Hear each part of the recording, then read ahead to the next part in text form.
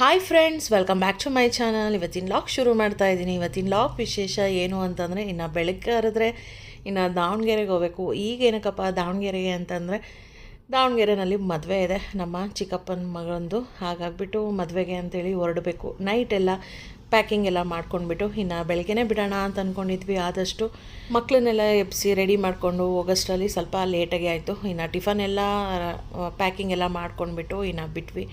ಇನ್ನು ದಾವಣಗೆರೆ ಮುಟ್ಟೋಷ್ಟರಲ್ಲಿ ಮಧ್ಯಾಹ್ನ 1-2 ಗಂಟೆ ಆಗಿತ್ತು. ಇನ್ನು ರೂಮ್ ಎಲ್ಲ ಆಲ್ರೆಡಿ ಬುಕ್ ಮಾಡ್ಕೊಂಡಿರೋದ್ರಿಂದ ರೂಮಿಂದ ಏನೂ ಪ್ರಾಬ್ಲಮ್ ಅಂತ ಇರಲಿಲ್ಲ. ಇನ್ನು ಊಟ ಎಲ್ಲ ಮುಗಿಸ್ಕೊಂಡು ಇಲ್ಲೇ ಇನ್ನು ಡೈರೆಕ್ಟಾಗಿ ರೂಮಿಗೆ ಹೋಗೋಣ ಅಂತ ಅನ್ಕೊತಿದ್ದಂಗೆ ಇನ್ನು ಅಷ್ಟೊತ್ತಿಗೆ ಅಮ್ಮ ಅವರೆಲ್ಲ ಫೋನ್ ಮಾಡಿದರು, ಇಲ್ಲಿಗೆ ಬಂದುಬಿಡಿ, ಇನ್ನು ನೈಟು ಇಲ್ಲೇ ಊಟ ಮಾಡಿಕೊಂಡು ಹೋದ್ರಾಯ್ತು ರೂಮಿಗೆ ಅಂತ.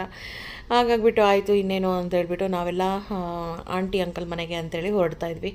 ಇನ್ನು ಮದುವೆನೂ ಬೇರೆ ಇರೋದ್ರಿಂದ ಇನ್ನು ನಮ್ಮ ಮನೆಯವ್ರ ಫ್ರೆಂಡವರು ಅವ್ರದ್ದು ಅವ್ರಿಗೆ ಗೊತ್ತಿರೋರು ಅಂತ ಯಾರೋ ಒಬ್ಬರು ಮುಸ್ಲಿಮ್ಸ್ ಅವ್ರ ಮದುವೆ ಇತ್ತು ಅಂತೇಳ್ಬಿಟ್ಟು ಅವ್ರು ಆ ಕಡೆ ಹೋದರು.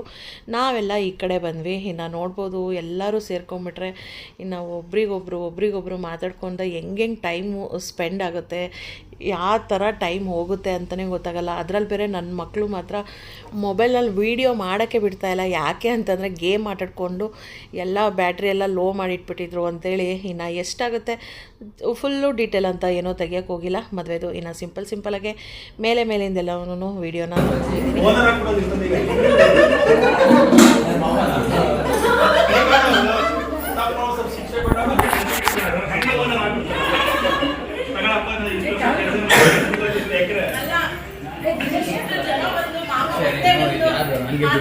ನಂದಲ್ಲ ಚಿಂಟು ಅದು ಮಲ್ಕೊಂಡಿದ್ದಾನೆ, ಕೊಡ್ತೀನಿ.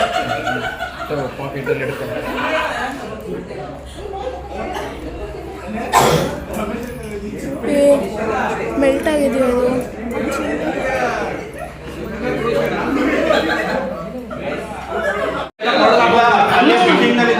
ಅಲ್ಲಿ ಕಟ್ ಮಾಡ್ತಿದ್ದು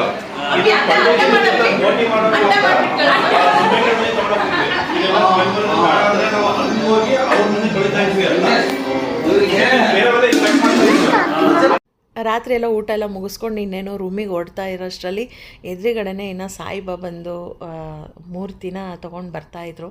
ಹಾಗೆ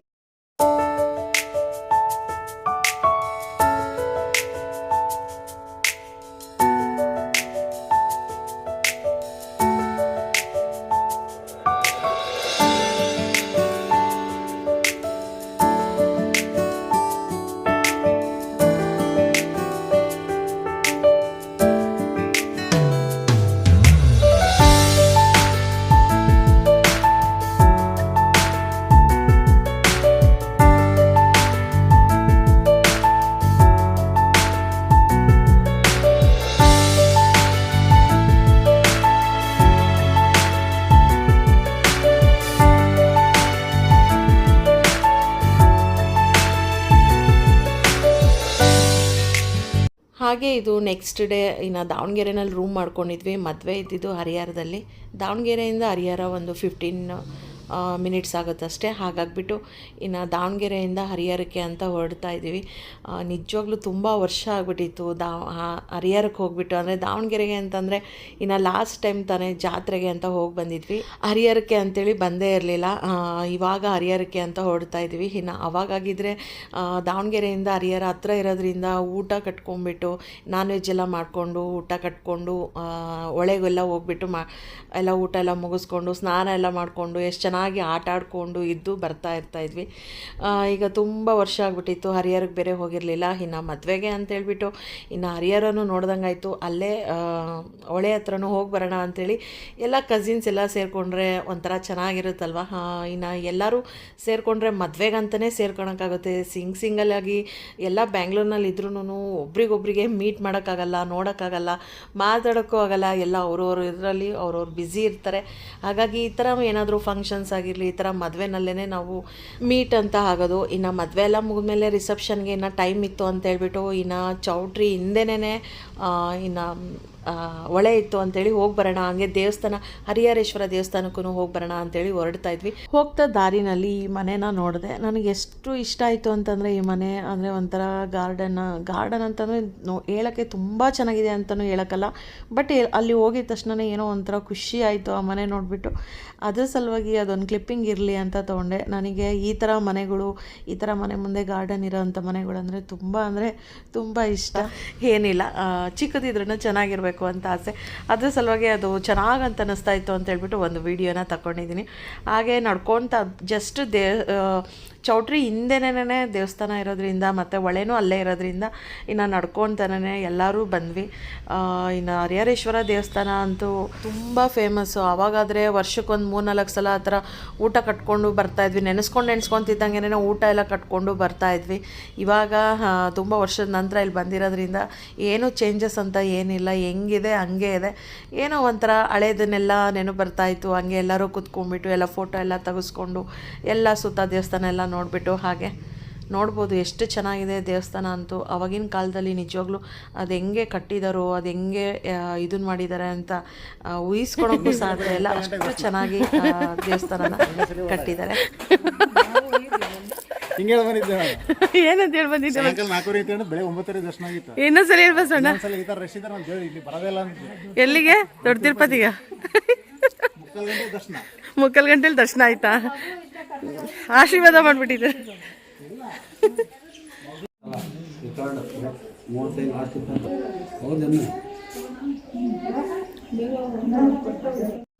ಇನ್ನು ದೇವಸ್ಥಾನ ಎಲ್ಲ ಮುಗಿಸ್ಕೊಂಡ್ಬಿಟ್ಟು ಇನ್ನು ಚೌಟ್ರಿಗೆ ಹೋಗಿ ಇಲ್ಲ ಊಟ ಎಲ್ಲ ಮುಗಿಸ್ಕೊಂಡು ಇನ್ನು ಮನೆ ಅಲ್ಲ ರೂಮ್ಗೆ ಹೋಗಿ ಎಲ್ಲ ರೆಡಿ ಎಲ್ಲ ಆಗಿಬಿಟ್ಟು ಮತ್ತು ನೈಟು ಹೋಟೆಲ್ಗೆ ಅಂತೇಳಿ ಹೋದ್ವಿ. ಎಲ್ಲರೂ ಅಷ್ಟೇ ಒಂಥರ ಚೆನ್ನಾಗಿತ್ತು. ಎಲ್ಲರೂ ಸೇರಿಕೊಂಡಾಗೆ ಒಂಥರ ಚೆನ್ನಾಗಿರುತ್ತೆ.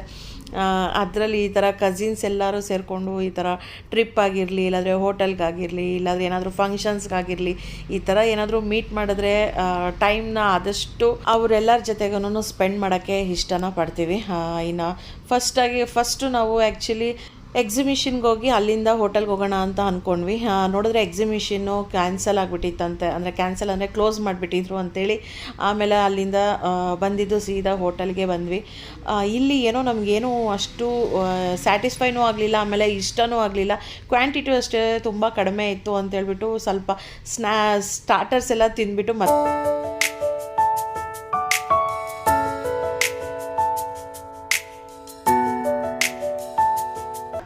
ಇನ್ನೊಂದು ಹೋಟೆಲ್ಗೆ ಬಂದಿದ್ದೀವಿ.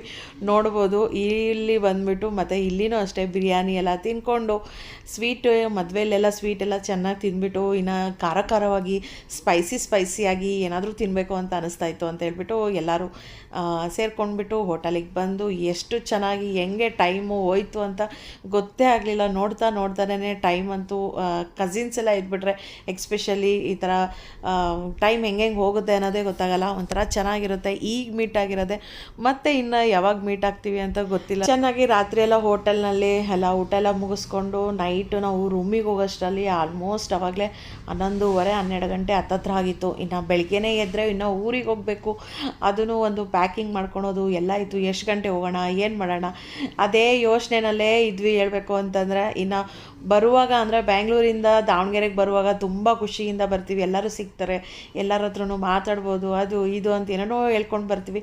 ಬಟ್ ಎಲ್ಲ ಫಂಕ್ಷನ್ ಎಲ್ಲ ಮುಗಿಸ್ಕೊಂಡು ಹೋಗುವಾಗ ಎಲ್ಲರನ್ನೂ ಬಿಟ್ಟು ಹೋಗುವಾಗ ನಿಜವಾಗ್ಲೂ ತುಂಬ ಬೇಜಾರಾಗುತ್ತೆ. ಏನು ಮಾಡೋಕ್ಕಾಗಲ್ಲ. ಇನ್ನು ಇದು ಕಾಮನ್ ಅಲ್ವಾ, ಎಲ್ಲರಿಗೂ ಹೀಗೆ ಇರುತ್ತೆ. ಇನ್ನು ಅವ್ರವ್ರ ಊರಿಗೆ ಹೋಗುವಾಗ ಎಲ್ಲರಿಗೂ ಬೇಜಾರಾಗುತ್ತೆ. ಇನ್ನು ನಮ್ಮ ಊರಿಗೆ ಹೋದ್ಮೇಲೆ ನಮ್ಮ ಕೆಲಸಗಳು ನಮ್ಮಲ್ಲಿ ಬ್ಯುಸಿ ಆಗಿಬಿಟ್ರೆ ಮತ್ತೆ ಯಾವಾಗ ಸಿಗ್ತೀವೋ ಏನೋ ಗೊತ್ತಿಲ್ಲ. ಯಾವಾಗ ಟೈಮ್ ಸಿಗುತ್ತೆ, ಯಾವಾಗ ಎಲ್ಲರ ಜೊತೆಗೂ ಟೈಮ್ ಸ್ಪೆಂಡ್ ಮಾಡಬೇಕು. ಆ ಟೈಮ್ನಲ್ಲಿ ನಾವು ಏನೇ ಕಷ್ಟ ಇರಲಿ, ಸುಖ ದುಃಖ ಏನೇ ಇರಲಿ, ಅದೇನು ನೆನಪು ಬರೋದೇ ಇಲ್ಲ ನಮಗೆ.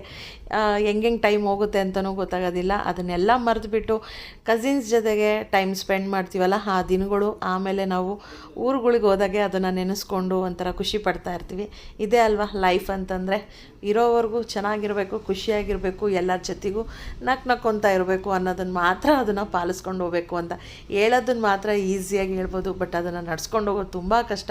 ಆದಷ್ಟು ಪಾಲಿಸೋಕ್ಕೆ ಪ್ರಯತ್ನ ಪಡೋಣಂತೆ ಅಂತ ಹೇಳ್ತಾ ಇಲ್ಲಿಗೆ ಈ ಲಾಗ್ನ ಎಂಡ್ ಮಾಡ್ತಾಯಿದ್ದೀನಿ ಫ್ರೆಂಡ್ಸ್. ಈ ಲಾಗ್ ನಿಮ್ಗೇನಾದರೂ ಸ್ವಲ್ಪ ಆದರೂ ಇಷ್ಟ ಆದರೆ ಏನು ಮಾಡಬೇಕು ಅಂತ ಗೊತ್ತಲ್ವಾ? ಲೈಕ್ ಮಾಡಿ, ಶೇರ್ ಮಾಡಿ, ಕಾಮೆಂಟ್ ಮಾಡಿ. ಇನ್ನೂ ಯಾರು ನನ್ನ ಚಾನಲ್ ಸಬ್ಸ್ಕ್ರೈಬ್ ಆಗಿಲ್ಲ ಸಬ್ಸ್ಕ್ರೈಬ್ ಮಾಡ್ಕೊಳ್ಳಿ ಅಂತ ಹೇಳ್ತೀನಿ ಫ್ರೆಂಡ್ಸ್. ಬಾಯ್.